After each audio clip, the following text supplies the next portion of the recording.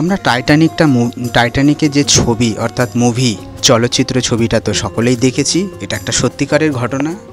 কিন্তু এই যে টাইটানিকটা ডুবে গেছিল তারপরে আর কি হলো বা কোথায় গেল সেটা অনেকেই আমাদের কাছে অজানা বা একটা অধারা। নমস্কার বন্ধুরা, আজকে আমরা এসেছি টাইটানিকের ব্যাপারে কিছু জানতে এবং শুনতে।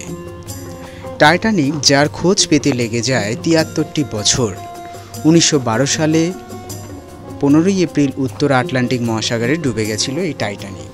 আসলে ১৪ই এপ্রিল থেকে এর কোনো খোঁজ পাওয়া যাচ্ছিল না। যাই হোক, এটা ১৫ই এপ্রিল থেকে ধরা হয়। খুঁজে পেতে বিজ্ঞানীদের অপেক্ষা করতে হয়েছে কয়েক দশক, কেননা তখনও আধুনিক কোনো প্রযুক্তি বা টেকনোলজি ডিজিটালি, এখন যেমন বর্তমানে সব কিছু ডিজিটাল হয়ে গেছে বা নিউ টেকনোলজি হয়েছে, তখন তো এসব কিছুই ছিল না, এত উন্নত ছিল না। তো যাই হোক, পরে আস্তে আস্তে উন্নত হওয়ায় টাইটানিককে খুঁজে পেতে এতটুকুলো বছর কেটে যায়। টাইটানিকে ডুবে যাওয়াটা বিশ্বাস করতেই মানুষের সময় লেগে গেছিল বহু বছর। এরপরে শুরু হয় খোঁজার ভাবনা। টাইটানিক ডুবে যাওয়ার পর উদ্ধারের কথা ভেবেছিল এর মালিক British company White Star Line. তারা ভেবেছিল অত্যন্ত শক্তিশালী চুম্বক অথবা বিশাল আকারের একটা বেলুনের সাহায্যে জাহাজটাকে যদি কোনোভাবে তোলা যায় সমুদ্রের গভীর থেকে। কিন্তু না, সেটা তো পরিকল্পনাই সার, কারণ জাহাজটি যে ডুবে গেছে বা কোথায় ডুবে আছে সেটার কোনো হদিশ নেই। এরপর ফরাসি আর মার্কিন অর্থাৎ ফ্রান্স এবং USA, United states of America, এই দুই দেশের বিজ্ঞানীরা সায়েন্টিস্ট এই টাইটানিকের খোঁজ শুরু করেন।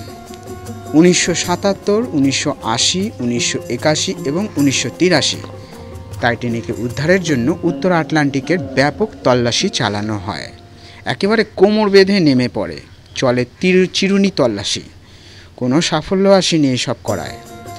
কিন্তু ১৯৮৫ সালে আবার এই অভিযান একইভাবে শুরু হয়েছিল, আরও সাংঘাতিকভাবে খোঁজা শুরু হলো। ফ্রেঞ্চ রিসার্চ ইনস্টিটিউট এর এক্সপ্লোরেশন অফ দ্য সি এবং যুক্তরাষ্ট্রের ম্যাসাচুসেটসের উডস হোল ওশেনোগ্রাফিক ইনস্টিটিউশন একটি দল এবার সমুদ্রে নামে। তাদের জাহাজটির নাম ছিল ল সুরোয়া। এই দলের অন্যতম অভিযাত্রী ছিলেন ফরাসি গবেষক জন লুই মিশেল। তিনিই প্রথম সমুদ্রের বুকে টাইটানিক দেখতে পেয়েছিলেন। জাহাজটি ঠিক কোন জায়গাটাতে ডুবেছে সেটা বার করাটা একটা খুব বড় চ্যালেঞ্জ। ল সুরোয়া জাহাজের গবেষকরা প্রথমে প্রায় ৪০০ বর্গ কিলোমিটার এলাকা বেছে নিয়েছিলেন। এরপর তারা সমুদ্রের গভীরে নামিয়েছিলেন সোনার এবং ম্যাগনেটোমিটারের যন্ত্র। এই যন্ত্রগুলি প্রতিফলিত শব্দ তরঙ্গের সাহায্যে সমুদ্রের জলের ভিতর ধাতু শনাক্ত করে, অর্থাৎ মেটাল। ওই সময় ফরাসিদের কাছে ছিল সেরা প্রযুক্তির সোনার যন্ত্র। অন্যদিকে মার্কিনীদের কাছে ছিল যন্ত্রচালিত ডুবুরি বা ছোট্ট ডুবোজাহাজ, তাতে ছিল ক্যামেরা। প্রথমে অভিযাত্রীরা সমুদ্রের ১৫ থেকে ২০ মিটার গভীরে সোনার নামিয়ে ধাতু শনাক্তের চেষ্টা করেছিলেন। এজন্য ল সুরোয়া জাহাজটিকে ১ কিলোমিটার ব্যাসার্ধের মধ্যে আগুপিছে করে চালিয়েছিলেন। এভাবে গোটা ৪০০ কিলোমিটার সমুদ্র এলাকাকে ছোট ছোট স্কোয়ারের মতো করে ভাগ করা হয় এবং যেসব জায়গাগুলি তল্লাশি চলতে থাকে, একদিন হঠাৎ করে এই সোনার মেশিন ধাতু বস্তুর সিগন্যাল দিতে থাকে। ১৯৮৫ সালে ২৫শে আগস্ট ল সুরোয়া তখন ক্লর নামে আরেকটি অন্য অত্যাধুনিক ডুবোজাহাজকে ডেকেছিলেন।